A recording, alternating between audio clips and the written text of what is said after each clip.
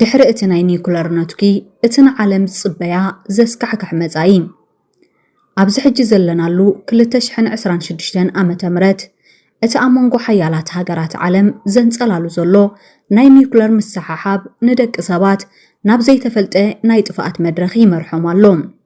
ብዓለም ለኸ ተመራመርቲ ኣቶሚክ ሳይንስ ዝቆጻጸር ናይ መወዳእታ መዓልቲ ሰዓት ካብ ማንም ግዜ ንላዕሊ ናብቲ ናይ ጥፋኣት ምልክት ዝኾነ ፍርቂ ለይቲ ተጸጊዑ ይርከብ። እዚ ማለት ድማ ደቂ ሰባት ብኢዶም ዝሰርሕዎም መሳርሒታት ጥፋኣት ንርእሶም ንምድምሳስ ዘለዎም ተኽእሎ ኣብ ዝለዓለ ጥርዙ በፂሑሎ ማለት እዩ። ሓደ ናይ ኒኩለር ቦምባ ኣብ ልዕሊ ሓንቲ ከተማ ምስ ተተኮሰ እቲ ቀዳማይ ዝረአ ተርእዮ ሚልዮናት ሰባት ኣብ ውሽጢ ደቓይቕ ጥራይ ናብ ሓመድ ዝቕየሩ ምዃኖም እዩ። ከም ኒውዮርክ፣ ዋሽንግተን ዲሲ፣ ሎስ አንጀለስን ቴሄራንን ዝኣመሰላ ዓበይቲ ከተማታት ብሰንኪ እቲ ካብ ፀሓይ ንላዕሊ ዝመወቕ ሓይሊ ነትጉ ብቕጽበት ክሃፋየን። እቲ ኣብ ማእከል እቲ ነትጉ ዝፍጠር ናይ ሙቐት ማዕበልን ሓይሊ ንፋስን ንኹሉ ኣእማንን ሓፂንን ዝተሰርሐ ህንፃታት ከም ናይ ወረቐት ካርቶን ክበታትኖ ከሎ ሰባት ድማ ከቢድ ሓደጋ ምዃኑ እኳ ክርድኡ ዕድል ከይረኸቡ ክጠፉ እዮም። እቲ ናይ ኒኩለር ነትጊ ዘስዕቦ ጽልዋ ካብቲ ዝተወርወረሉ ቦታ ንላዕሊ ኣዝዩ ዝሰፍሐ እዩ። ንኣብነት 1 ሜጋቶን ኒኩለር ቦምባ እንተተተኪሱ ኣብ ውሽጢ 12 ኪሎ ሜትር ሬድየስ ዘሎ ኩሉ ሰብ ብሰንኪ ሓያል ናይ ብርሃን ማዕበል ሳልሳይ ደረጃ ናይ ቆርበት ምንዳድ የጋጥሞ። እዚ ማለት ቆርበት ካብቲ ንቡር መልክዑ ወፂኡ ክመውት ወይ ክልሕልሕ ይጅምር። እቲ ሓይሊ ነትጉ ድማ ንኣየር ብምጽቃጥ ንመንበር ኣባይቲ የጥቅዖም። ብዙሓት ሰባት እቲ ዝኸፍአ ነገር እዚ ነትጉ ጥራይ ይመስሎም። ግናኸ ታሪኽ ከም ዘርኤና እቲ ዝኸፍአ ጥፍኣት ዝጅምር ድሕሪ እቲ ነትጉ ምዕራፍ እዩ። እቲ ነትጉ ዘስዕቦ ናይ ሙቐት ማዕበል ንኹሉ ክሳብ 15 ኪሎ ሜትር ርሕቐት ዘሎ ነገራት ከንድዶ ከሎ እቲ ድሕሪኡ ዝመጽእ ናይ ንፋስ ሓይሊ ድማ ነቲ ዝተረፈ ህንጻታት ይዕንዎ። እዚ ኩሉ ዕንወት ኣብ ውሽጢ ሒደት ሰከንድታት ዝፍጸም ኮይኑ እቲ ዞባ ብምልኡ ናብ ገሃነም ይቕየር። ይኹን እምበር እቲ ዝኸፍአን ዘስካሕክሕን ጥፍኣት ዝጅምር ድሕሪ እቲ ናይ መጀመርታ ነትጉ እዩ። ታሪኽ ከም ዘዘኻኽረና ኣብ 1945 ዓመተ ምህረት ኣብ ከተማ ሂሮሺማ ጃፓን እቲ ናይ መጀመርታ ኣቶሚክ ቦምባ ምስ ወደቐ ድሕሪ ሒደት ሰዓታት ኣብቲ ከባቢ ጸሊም ዝናብ ክዘንብ ጀሚሩ። እዚ ተርእዮ እዚ ድሕሪ ዝኾነ ዓቢ ናይ ኒኩለር ነትጉ ዝመጽእ ተፈጥራዊ ግብረ መልሲ እዩ። እቲ ቦምባ ንከተማታት ብሓዊ ከንድድ ከሎ ብሚልዮናት ቶን ዝምዘን ሓሙኽሽቲ ሓመድን መርዛም ራድዮ ኣክቲቭ ባእታታትን ናብ ኣየር ይሰድድ። እዚ መርዛም ደበና እዚ ምስ ማይ ኣየር ተሓዊሱ ከም ጸሊም ቅብኣ ዘለዎ ፈሳሲ ዝበለ ስቡሕ ዝለግብን ጸሊምን ኮይኑ ክዘንብ ከሎ ነቲ መሬት ጥራይ ዘይኮነ ንኹሉ ህይወት ዘለዎ ነገር ብመርዚ ይለግቦ። እቶም ካብቲ ናይ መጀመርታ ነትጉ ዝደሓኑ ሰባት ብሰንኪ ሓያል ሙቐት ኣዝዮም ጸሚኦም ማይ ክሰትዩ ክልምኑ ከለዉ እዚ ጸሊም ዝናብ ክዘንብ ምስ ጀመረ መርዛም ምዃኑ ከይፈለጡ ኣፎም ከፊቶም ክሰትይዎ ይጀምሩ። እቲ ሓቂ ግና እዚ ዝናብ እዚ ሓያል ናይ ሲዝየምን ስትሮንቲየምን ዝተባሃሉ ራድዮ ኣክቲቭ ማዕድናት ዝተሰከመ ስለ ዝኾነ ንሰባት ካብ ውሽጦም ክቐትሎም ይጅምር። እዚ ዝናብ ዝተንከዮም ሰባት ቆርበቶም ክቃጸል ይጅምር። እዚ ድማ ነቲ ንኣማኢት ኪሎ ሜትራት ዝዝርጋሕ ናይ መርዚ ደመና መጀመርታ ጥራዩ። እቲ ራድዮ ኣክቲቭ ደመና ብንፋስ እናተገፍዐ ካብቲ ነትጉ ዝተፈጸመሉ ቦታ ኣዝዮም ርሒቖም ንዝርከቡ ከተማታትን ገጠራትን እውን ከይተረፈ ይበጽሕ። እዚ ማለት ድማ ኣብቲ ኩናት ኢድ ዘይነበረን ሃገራት እውን በቲ ንፋስ ዘምጽኦ መርዛም ዝናብ ክውረራየን። ሳይንቲስት ከም ዝሕብርዎ እዚ ጸሊም ዝናብ ንመላእ ስነ ህይወት ዓለምና ዝብክል እዩ። እቲ መርዚ ናብ ንጹህ ማይ ናብ ሕርሻዊ መሬትን ናብ እንስሳታትን ስለ ዝሰርጽ ንዓሰርተታት ዓመታት ኣብቲ መሬት ተቐቢሩ ይተርፍ። እዚ ተርእዮ እዚ ንመጻኢ ወለዶታት እውን ከይተረፈ ብካንሰርን ብተፈጥራዊ ጉድለታትን ክቐጽዖም ይኽእል። ብተወሳኺ እቲ ጸሊም ዝናብ ዘስዕቦ ስነ ኣእምራዊ ራዕዲ ካብቲ ኣካላዊ ጉድኣት ንላዕሊ ክኸውን ይኽእል እዩ። ኣብ ታሪኽ ሂሮሺማ ከም ዝተረኣየ ሰባት እቲ ዝናብ ካብ ሰማይ ዝወረደ ናይ ኣማልኽቲ ረድኤት ወይ በረኸት ይመስሎም ነበረ። ግናኸ እቲ ዝናብ ነቲ ኣብቲ ዞባ ዘሎ ራድዮ ኣክቲቭ ባእታታት ኣኪቡ ስለ ዝዘንብ እቲ ዝዓበየ ቀታሊ መሳርሒ ኮይኑ ተረኺቡ። እቲ ዝናብ ዝወረደሉ ከባቢታት ንዓሰርተታት ዓመታት ዝጸንሕ ናይ ጨረር ብከላ ስለ ዝፈጥር ሰባት ካብቲ ዓዶም ክስደዱን ንብረቶም ክሓድጉን ይግደዱ። እዚ ጸሊም ዝናብ መጀመርታ ናይቲ ንመላእ ምድሪ ዝጎልብብ ናይ ኒኩለር ክረምቲ እዩ። ስለዚ እቲ ቀዳማይ ምዕራፍ ናይ ኒኩለር ኩናት ብነትጉ ይጅምር። بمرزام ጸሊም ዝናብ ድማ ንምድሪ ናብ ዘይነበረትላ መሬት ማእሰርቲ ይቕይራ። ደቂ ሰባት ካብ ዝዓብ ጥፍኣት ንምድሓን ዘለዎም እንኮ መገዲ እቲ ኩናት ከይተጀመረ ማዕጋት ጥራዩ እቲ ድሕሪ ናይ ኒኩለር ነትጊ ዘጋጥም ካልኣይ ማዕበል ጥፍኣት ካብቲ ናይ መጀመርታ ሓውን ላዕሊ ንደቂ ሰባት ብዝያዳ ዘሳቕን ዝቐትልን ክኸውን ከም ዝኽእል ሳይንቲስት የጠንቅቑ እቶም ካብ ሓያል ነትግን ጸሊም ዝናብን ዝድሓኑ ሰባት ኣብ ዝኸፍአ ናይ ጥዕናን ስነ ህይወትን ውድቀት ከኣትው እዮም ብመሰረት ጸብጻብ ዘ ሜዲካል ኢምፕሊኬሽንስ ኦፍ ኒኩለር ዋር እቲ ሙሉእ ብሙሉእ ዝዓኑ ናይ ጽሬትን ሕክምናን ስርዓት ንዓለምና ናብቲ ቅድሚ ዘመናዊ ሕክምና ዝነበረ ናይ ሕማም እዋን ክመልሳዩ ንጽህንኡ ዝሓለወ ዝስተማይ ፈጺሙ ስለ ዘይህሉን ቱቦታት ረሳሕ ማይ ፈራሪቶም ምስቲ ንቡር ማይ ስለ ዝሕወሱ ከተማታት ናይ ሕማም መፈልፈል ክኾናየን እዚ ድማ ከም ዓሶ ፌራ ሄፓታይተስ ዝኣመሰሉ መርዛም ሕማማት ማዓንጣ ብቁልጡፍ ንኽላብዑ መገዲ ክኸፍት እዩ ሓደ ካብቲ ዘስካሕካሕ ተርእዮ ድማ እቶም ኣብ ጎደናታት ከተማታት ዝዝርግሑ ሚልዮናት ሬሳታት ንምቕባር ዘኽእል ዓቕሚ ወይ ስርዓት ስለ ዘይህሉ እቲ ኩነታት ንሓሳኹ ኣዝዩ ምቹእ ባይታ ክፈጥረሎም እዩ ታሪኽን ሳይንስን ከም ዘርእዩና ብዙሓት ሓሳኹ ንራድዮ ኣክቲቭ ጨረር ካብ ደቂ ሰባት ንላዕሊ ናይ ምጽዋር ተፈጥራዊ ዓቕሚ ኣለዎም እዞም ትሪልዮናት ዝኾኑ ሓሳኹ ኣብቶም ኣብ ጎደናታት ዝርከቡ ሬሳታት ደቂ ሰባትን እንስሳታትን እናተመገቡን እናተራብሑን ነቲ ኣብቶም ሬሳታት ዘሎ መርዛም ባክቴርያን ቫይረስን ናብቶም ብህይወት ዘለዉ ዝቆሰሉ ሰባት ብቐሊሉ ከሕልፍዎ እዮም እዚ ድማ ደቂ ሰባት ብዘይ ዝኾነ ናይ ጸላእ ብረት ብሰንኪ ሕማም ጥራይ ከም ዝሃልቁ ዝገብር ተፈጥራዊ ጥምጥም ክኸውን እዩ ብተወሳኺ እቲ ምቁራጽ ኤሌክትሪክ ንመላእ ስርዓተ ሕክምና ካብ ስራሕ ወጻኢ ክገብሮ እዩ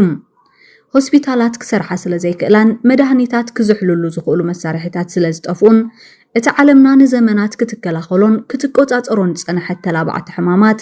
ዳግማይ ንደቂ ሰባት ክወሮም እዩ ብሰንኪ ራድዮ ኣክቲቭ ጨረር ድማ ናይ ደቂ ሰባት ናይ ምክልኻል ዓቕሚ ወይ ኢሙን ሲስተም ኣዝዩ ስለ ዝደክም ወላቲ ተራ ዝበሃል ሕማም ወይ ረስኒ ንሰባት ብቐሊሉ ክቐትሎም ይኽእል እዚ ናይ ሕማም ማዕበል ንደቂ ሰባት ካብ ኒኩለር ቦምባ ንላዕሊ ብብዝሒ ከህልቆም ከም ዝኽእል ሳይንቲስት የጠንቅቑ ብዝያዳ ዘስካሕካሕ ድማ እቶም ሰባት ብሰንኪ ራድዮ ኣክቲቭ ጨረር ዝሓዝዎ ኣኪዩት ራዲዬሽን ሲንድሮም ዝበሃል ከቢድ ሕማም ውሽጣዊ ኣካላቶም ብምብልሻው ብተደጋጋሚ ምስትንፋስ ምስኣን ውሽጣዊ ደም ምፍሳስን የጋጥሞም እዚ ሕማም ዝን ደቂ ሰባት ካብ ውሽጦም እናበልዐ ስለ ዝቐትሎም ሕክምናዊ ረድኤት ኣብ ዘይብሉ ኩነታት እቲ ስቃይ ንምግላጹ ዘጸግም ክኸውን እዩ ብዙሓት ሰባት ድሕርቲ ናይ ኒኩለር ኩናት ዘጋጥም ናይ ጸልማትን መርዛም እዋን ሰማይ ጸሪዩ ፀሓይ ክትወፅእ ብናፍቆት ይጽበዩ ይኾኑ ግናኸ እዚ ካልእ ዘስካሕካሕ ናይ ተፈጥሮ መጻወድያ እዩ እቲ ናይ ኒኩለር ነትጊ ጥራይ ዘይኮነስ እቲ ዝፍጠር ሓያል ናይ ናይትሮጅን ኦክሳይድ ጋዝ ናብቲ ዝለዓለ ክፋል ከባቢ ኣየር ብምድያብ ነቲ ንምድሪ ካብ ሓደገኛ ጨረር ዘዕቁብ ኦዞን የብርሶ ብመሰረት ሳይነሳዊ መጽናዕቲ ሃገራዊ ኣካዳሚ ሳይነስ ሓደ ሰፊሕ ናይ ኒኩለር ኩናት ነቲ ኦዞን ዓለምና ክሳብ 70 ሚእታዊ ክድምስሶ ክእል እዩ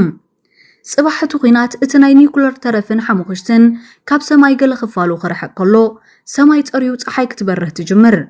እዚ እዋን እዚ ናይ ኡልትራ ቫዮሌት ጽባቐ ተባሂሉ ይጽዋዕ ሰባት ንቡር ብርሃን ፀሓይ ዝረኸቡ ይመስሎም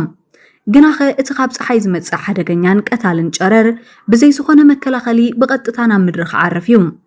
እዚ ሓያል ጨረር እዚ ኣብቶም ካብቲ ነትጉ ዝደሓኑ ሰባት ብቕጽበት ናይ ቆረበት ካንሰርን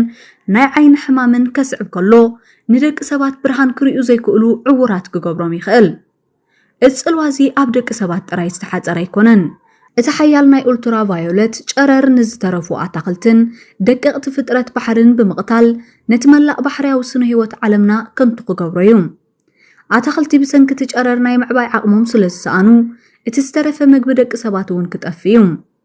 እዚ ማለት ድማ እቲ ጽባቐ ዝመስል ብርሃን ፀሓይ ንምድሪ ናብ ዘይነበረትላ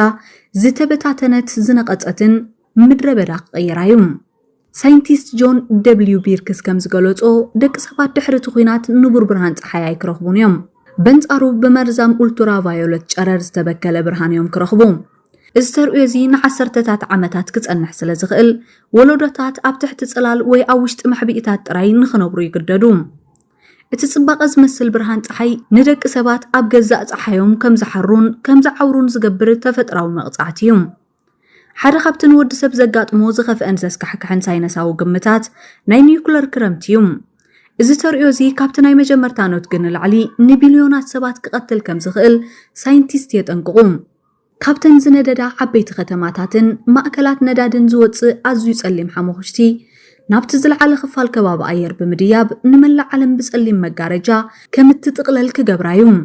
እቲ ጸሊም ደመና እዚ ልክዕ ከም መስትያት ብምስራሕ ንብርሃን ፀሓይ ናብ ጠፈር ከም ዝምለስ ብምግባር ንምድሪ ብቁልጡፍን ብሓይልን ከዝሕላዩ ታሪኻዊ ሳይንሳዊ ኣምር ከም ዘርእየና እቲ ናይ ኒኩለር ክረምቲ ዝብል ሓሳብ ንመጀመርታ ግዜ ኣብ 1983 ብሳይንቲስት ካርል ሳጋን እዩ ናብ ዓለም ቀሪቡ ብመሰረት እቲ መጽናዕቲ ወላትን እሽቶ ዝበሃል ናይ ኒኩለር ኩናት ንኣብነት ኣብ መንጎ ህንድን ፓኪስታንን ንሙቐት ዓለምና ብኣሳት 10 ዲግሪ ሴንቲግሬድ ከውርዶ ይኽእል እዩ እዚ ድማ ኣብ ታሪኽ ደቂ ሰባት ተራእዩ ዘይፈልጥ ቅጽበታዊ ዝሓለኸ ስዕብ እዩ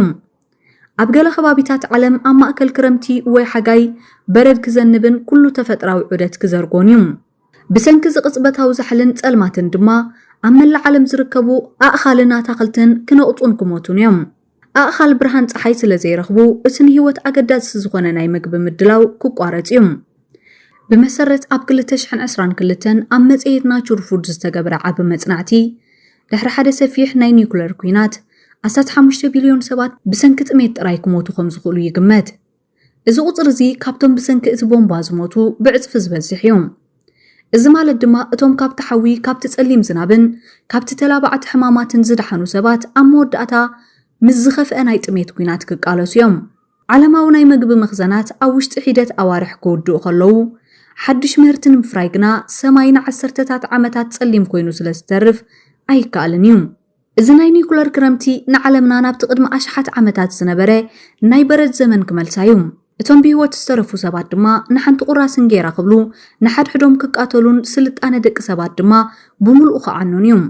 ብዙሓት ሰባት ኣብ እዋን ናይ ኒኩለር መጥቃዕቲ እቲ ዝበለጸን እንኮን መገዲ ድሕነት ኣብ ትሕቲ ምድሪ ዝርከቡ ዱልዱላት ማሕቢኢታት ወይ ድማ ናይ ኮንክሪት ቤዝመንት ምእታዊ ኢሎም ይሓስቡ ግና ከሳይንቲስት ካብቲ ንቡር ዝተፈለየ ኣዝዩ ዘሰንብድ መጠንቀቕታ ይህቡ እቲ ሓቂ እቶም ማሕቢኢታት ካብቲ ነትጉ ከድሕኑ ካይኽእሉ ይኾኑ እምበር ካብቲ ድሕሪኡ ዝመጽእ ናይ ሓዊ ማዕበል ግና ከድሕኑ ካይክእሉን እዮም ኣብ ልዕሊ ምድሪ ዝፍጠር ሓያልን ሰፊሕን ባርዕ ንኹሉ ኣብቲ ከባቢ ዘሎ ኦክሲጅን መጽኡ ብምውሳድ ዓቢ ናይ ኣየር ባዶነት ይፈጥር እዚ ማለት ድማ እቶም ኣብ ትሕቲ ምድሪ ዘለዉ ሰባት እቲ ሓዊ ባዕሉ ናብ ውሽጢ ማሕቢኦም ከይኣተወ እኳ ብሰንኪ ሕፅረት ኦክሲጅን ክሞቱ እዮም ብተወሳኺ እቲ ሙቐት ካብቲ መሬት ሰሪፁ ናብ ውሽጢ እቶም ማሕቢኢታት ስለ ዝኣቱ እቶም ማሕቢኢታት ልክዕ ከም ናይ ባኒ መብሰሊ ፎርና ሙቐቶም ኣዝዩ ብምውሳኽ ነቶም ኣብ ውሽጦም ዘለዉ ሰባት ብህይወቶም ከም ዝበስሉ ይገብሮም ታሪኻዊ መወከሲ እንተወሲድና ኣብ ካልኣይ ኩናት ዓለም ኣብ ከተማታት ጀርመን ንኣብነት ከም ድሬስደን ዘጋጠመ ናይ ሓዊ ማዕበል ንኣሽሓት ኣብ ማሕቢእ ዝነበሩ ሰባት ኦክሲጅን ከሊኡ ቀቲልዎም እዩ ካብቶም ዝሞቱ ሰባት መብዛሕትኦም ብሰንኪ ባርዕ ዘይኮነስ ብሰንኪ ካርቦን ሞኖክሳይድ መርዚ ወይ ሕፅረት ኦክሲጅን እዮም ሞይቶም ስለዚ እቲ ሰባት ንድሓን ክንኮነሉ ኢና ዝብልዎ ማሕቢኢ ብሰንኪ ተሓያል ኒኩለር ባርዕ ናብ ናይ ሞት መፈንጥራ ክቕየር እዩ ኣብ መወዳእታ ካብዚ ኩሉ ትንተና ንርድኦ ዓብ ሓቂ ኣብ ናይ ኒኩለር ኩናት ዝዕወት ወይ ዝረብሕ ሃገር ወይ ወገን የለን ኒኩለር ኩናት መወዳእታ ስልጣነ ደቂ ሰባት ምዃኑ ዘዘኻኽርን ንሰላም ንኽጽዕሩ ዝሕስብ መሪር መጠንቀቕታ እዩ ምድሪ ንኹላትና ተኣክል ጽብቕቲ ፕላኔት ኮይና ክትቅጽል እንተኾይና እዞም መሳርሒታት ጥፍኣት ፈጺሞም ክትኮሱ የብሎምን